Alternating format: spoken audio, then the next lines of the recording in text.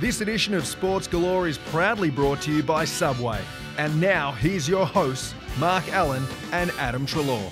G'day everybody, I'm Mark Allen. Welcome to Sports Galore with Adam Treloar. Nice to see you, buddy. You too, mate. Nice to see you. Bad luck about Friday night. You played well. We're going to talk about that in a little bit, but just the team didn't get across the line. What were the thoughts? What were your thoughts after the game? I think if you just check the stats, you check the major statistical areas, you would have thought they would win the game because we beat them in contested ball by plus 25. We beat them in clearances, beat them in tackles, just beat them inside, which is what they're so good at. Last year, they were the best team in terms of contested footy, so that was a massive focus going in.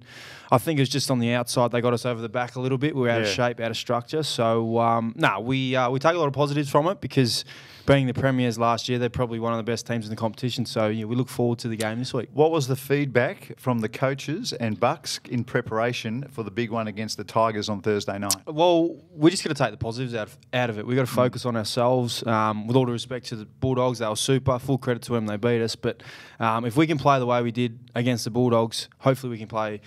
Hopefully that can go a long way to us beating the Richmond. What about Clokey's moment? How did that make when you he feel? Kicked that goal? Yeah, and I want to talk to and our supporters too. I've seen a few headlines saying that Collingwood supporters went too far. What are they talking? In all sports. What are they talking about? I mean, now this didn't go Collingwood's way, but what a moment for the game! I mean, here you got 40,000 Collingwood supporters trying to make Travis Cloke shank a kick.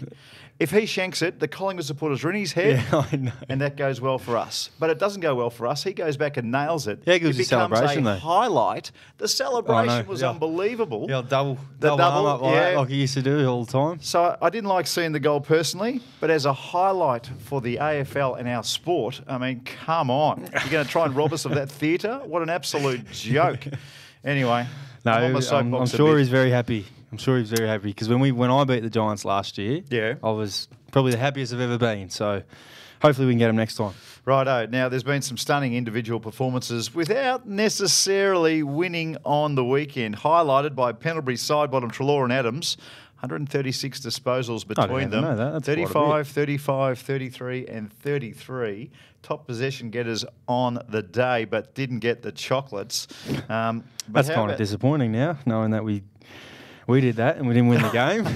It's hard to look at an individual performance when you don't win.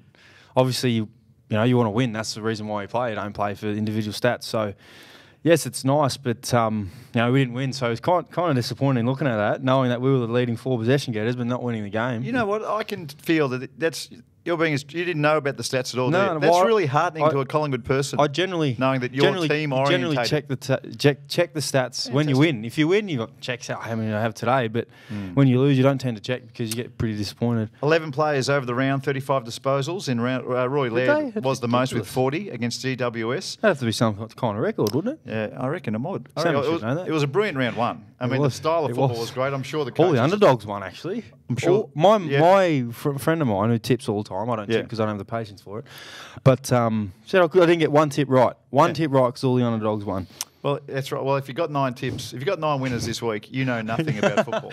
Absolutely. You know nothing about football if you've got your 9 tips this week. Hey, Josh Kennedy, 7 goals against North. He's a star. Started with a bang. He's 2 Colemans in a row, isn't he? And Waite, 1 goal, 7. Could have been a bit of a turnaround there.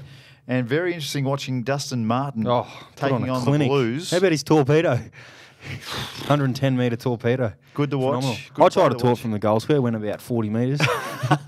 He's went about. How often are you practising your talks? No, I don't practice too much. Actually, I don't practice at all, to be quite honest. You know what? I don't think he practices either. Yeah. He's just that powerful. He kicks it 110 metres. I did see when I was living close to you and you used to practice the goal kicking and the oval that I used to live across from. I saw one of those goals you nailed on the weekend. Did you? I was thinking to myself, all that practice after training that you did last year, and you were there a lot. My kids were out there watching, and you played cricket with them. Yeah, all that sort of stuff. That practice paid off, and I'm thinking that's what I love seeing that. I want to tell that story. Thanks, mate. Hey, dominance in a losing team. Yes. How about this one? You're all over it. You've put this one on the table. Devin Booker. Yes. Tell us about this kid. 20 years old. He'll be an all-star. He'll be MVP all-star. He'll be a champion. Phoenix Suns? Phoenix Suns. Yeah. Played Boston on the weekend. Scored 70 points. There's only been 10 people prior to him to score 70 points. Actually, I don't even know if people, because Wilt Chamberlain scored over 70 a couple of times. There's only been 100 once. 10 times when someone scored over 70.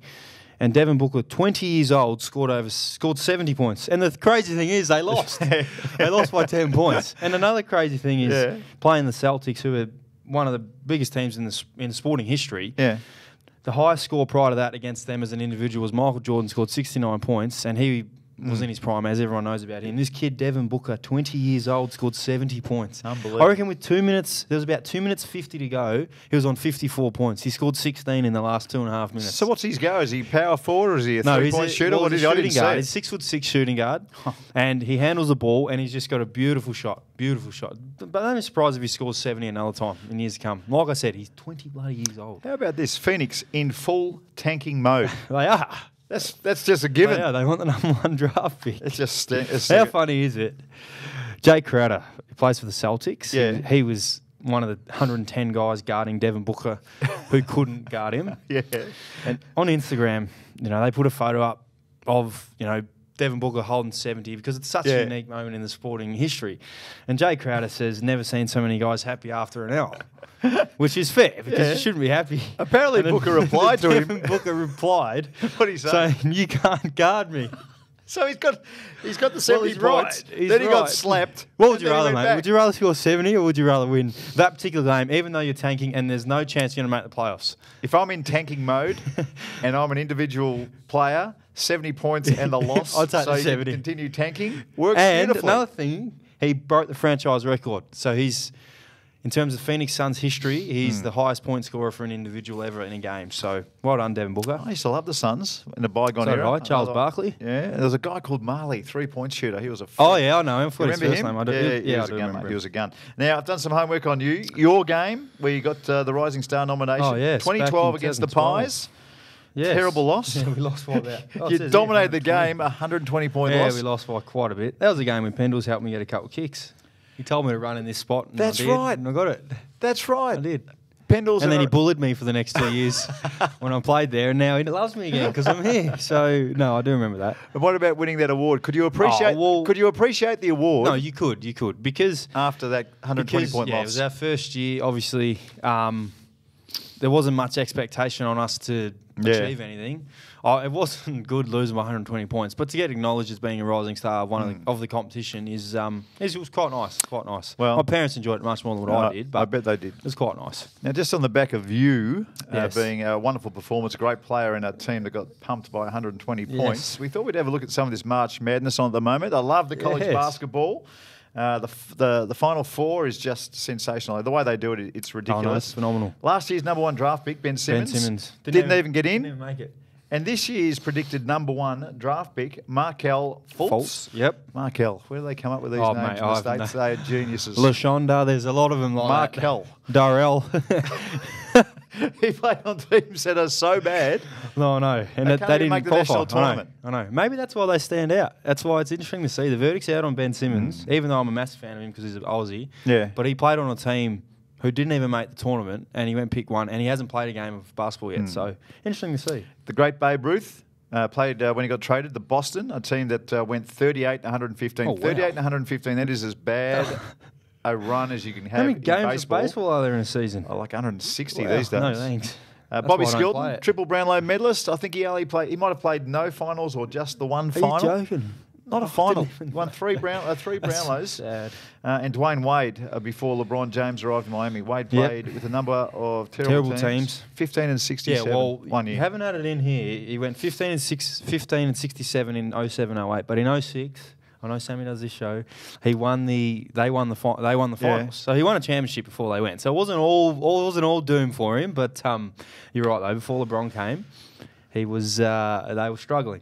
Righto. Now it's your term. Oh yes. Oh yes. You wouldn't believe it. So let's see how we go this week. This is good. Let her go. Don't make me laugh, please. All right. So Doc Ellis. Who's Doc Ellis? Doc. Name's their kid Doc. I think I prefer Markel. Or Darrell or LaShonda. Yes. Anyway. What was your mate's name from school? Guac killed Guac. That's him. I'd prefer that name than Doc. Cheerio. Right. What's his name again? Guac. Cheerio, Guac, if you're catching the program. I hope you do. Yeah, I don't think he is. Good on you, Guac. Doc Ellis is a baseballer for the Pittsburgh Pirates. Yeah. He threw a no-hitter against San Diego in 1970. Righto. Great. I love no-hitters. So a no-hitter, just for people who don't know, a no-hitter is when teams fail to even get bat on ball against a particular pitcher. Very rare. Only happens once or twice a season. No one gets on first base, any base. So this is amazing. What was unbelievable about this occasion is as Doc Ellis achieved it while under the influence of LSD. No, he did not. He thought it was Thursday. One. That's you got the little butterflies and things going around your head. Him better. He thought it was Thursday when he took the drug, but it was actually Friday and it was game day. He said he threw the no-hitter despite being able to feel the ball or see the batter clearly. This is what he said, quote unquote. I can only remember bits and pieces of the game. I was psyched. I had a feeling of euphoria, whatever that word is. Euphoria. I started having a crazy idea in the fourth inning that Richard Nixon was the home plate umpire. And once I thought I was pitching a baseball to Jimi Hendrix, who to me was holding a guitar and swinging it over the plate. Well, Sammy says it's true. There is too much detail. True. There's too much detail for that one not to be true. Well, there you go, Doc. Doc threw a thumbs no-hitter. up from Sammy. There you go. Can I tell you a story just in the back tell of me. that one? Quickly tell me. I was going to retire in the West Australian Open. I was going to finish playing golf because I shot 72, 73, 72. I was gone. No money in the till. History. I looked at my caddy and I told him after the round, I said, I'm retiring. That's it. And he said, all right, let's go get drunk. I said, great idea. So we went out. I got home at 4 o'clock in the morning. Yep. Tee time at 11 o'clock. Got on the first tee. Hit a 3 on 100 yards. It was a really short putt. Like the worst shot ever. Yeah. Knocked it on. Made a birdie. Parred the next. Made a birdie. Parred the next. Made birdie. Parred the next, went birdie. 6 under through. All because 6 under through 9. Birdie 10, 7 under through 10. Ended up shooting a course record and came second. And I was blind. I didn't. All even know because. not quite LSD, mind you. He was blind. No. Could you stand there? Could you stand straight? I had the hot sweats. Well, I don't altering. I don't think there's any rule about AFL and alcohol, so I might check it up with Billy Davern and see what he says. No, I'm not going to do that. I promise you, I'm not going to do that. And now to our good friends at Subway, it is time for the inside. Oh no, this story. is me, mate. Inside story. All right, what have you got for us? I like these. Thought this up last second as well. Sorry, Sammy, mate. I didn't get your message last night, but so this is in the pre-season. As we know, the netballers are here, and they've amazing athletes. A lot of them are better than us. In good shape, too. I wouldn't want to go up against these guys in a game of athletics or anything. They'd destroy us. In a wrestle? Could you beat them in a wrestle? They're amazing. Oh, probably in a wrestle. Right. But anyway. Sorry, girls. Alex Fasolo. I've never seen him do an ice bath or anything. He doesn't do an ice bath. Aren't you supposed to do ice baths? Oh, yeah, but he doesn't. You jump in the water, you jump in the spa, you chill out maybe for a bit. Never seen him even get in there. All the girls are piled into the ice bath one time. These are the netballers. Oh, don't tell me. Walking out. Don't tell Lo and behold, there's Alex Fasolo standing in the ice bath, chatting to all the girls. And I yelled out, Fazzy, what are you doing, mate? He goes, he's getting the legs. They're a bit sore at the moment. But I haven't seen him in the ice bath since. So there you go. The Prince of Perth at his best. Right. At his absolute best. There you go. Righto. Time for Do You Care? Thank you to our friends at Subway for your support. We absolutely love it. And what's the special? Where do you go? Oh, the meatball sub, extra marinara, no salad, cheese, toasted. No salad is the key. Don't tell a dietitian that. Righto. Do You Care? The Melbourne Grand Prix run and won. Mate, Sebastian Vettel Vettel wins. Idea what happened in the Grand Prix. I was out watching my mate play local footy yesterday instead of... Yeah. So do you know why? Because it should have been on last week when it's not opening round in the AFL. Wait, can you explain to me what happened? Had a horror weekend. Daniel Ricciardo had a horror... Is that his name? Yeah, Ricciardo. got a penalty on the grid, broken down, pulled out, nothing happened. No one even passed, from what I've been told. No one even watched because we're all watching the footy. It's just a disaster. I know. You've got to fix that. Andrew Westacott, the CEO, just put it back a week, please, in between the first round. What's his name? Andrew Westacott. Oh, okay. I thought it was something funny like LaShonda or something. Not Guac Westacott. DeAndre. No, it is not that. So no care? No. I'm a bit with you. Who won though? Sebastian Vettel. No, that's cool. Ferrari won. They beat Mercedes. That's very good. rare. Good to hear. International soccer. Now, Andorra ended an 11-year losing streak. You're joking. With a 0 draw. Joking. They had a draw. Imagine the losing streak. Imagine the celebrations they'd be having after a draw. Wait, so they drew against who? Faroe Islands. Faroe Islands. World Cup. Yeah, I bet the Faroe Islands. An 11-year losing streak. Probably got a population of 15,000. The Faroe Islands. How many coaches do you reckon they have had in that 11-year stint? I know. If you're still there, he'd be under pressure, though. I know that. Actually, what are the odds? What do you reckon the odds were? What do you reckon they were paying for that? Oh, well, if they had one for 11 years... Probably 501 or yeah, something like that. I like it. So no care there as well. The cricket. Now, Indian captain Virat Kohli carrying the drinks in the 4th test. And I'm assuming that means he didn't get chosen. No, it's shoulder. Rub your shoulder. Oh, okay. Oh, rub the shoulder. So... would you do the same in his situation? Well, if we were allowed, yeah. I don't mind running the boys. We'll run the water out for the boys. That'd be awesome. I'll give him a big tick. Yeah. You know, if Earth played Mars in Test cricket, he'd be about the second guy picked, Virat Kohli. You reckon? Yeah, I love him. Yeah, he'd get into those Martians. Is he like the one that other. no one likes in Australia? Is he the one, or is that the other guy?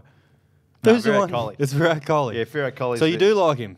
I like the way he plays, Yes. but I'd like to beat him even more. Okay. Yeah. I want to beat that guy.